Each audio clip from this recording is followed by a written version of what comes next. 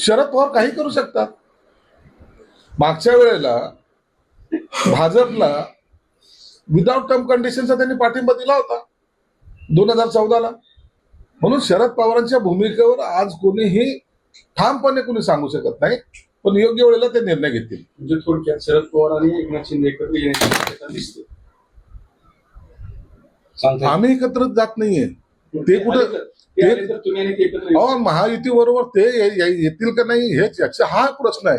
आमची महायुती एकदम घट्ट आहे, मजबूत आहे, फेविकॉल का जोड आहे. त्यामध्ये कुणी अपक्ष येतील, कुणी आणखीन येतील. कुणी जर बळजबरीत पाठिंबा द्यायला लागलाय तर त्याला काय आम्ही नाही म्हणणार नाही, पण बळजबरी पाठिंबा त्याला म्हणतात. युतीमध्ये सामील करून घेण्याचा अधिकार या वरिष्ठ तिन्ही नेत्याला आहे. ते तिन्ही नेते योग्य तो निर्णय घेतील.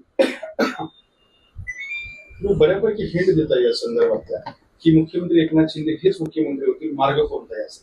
हो, माझ्या पक्षाचा नेता आहे. माझ्या पक्षाचा नेता मुख्यमंत्री होऊ नये असं माझं मत असतं का?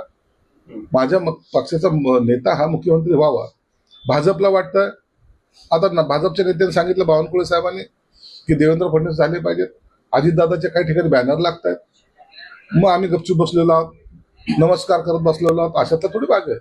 आमच्या पक्षाच्या सर्व कार्यकर्त्याला, आमदारांना, पदाधिकाऱ्यांना सुद्धा वाटतंय की एकनाथ शिंदे साहेब मुख्यमंत्री झाले पाहिजेत आणि त्यात गैर काहीच नाही.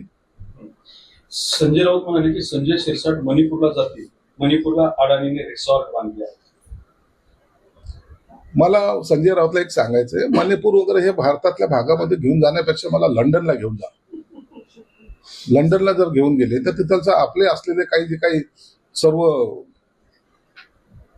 काय म्हणता येईल ते तर एन्जॉय करण्यासारखं जे काय आहे ते आम्हाला याच देही याच डोळ्यात पाहता येईल.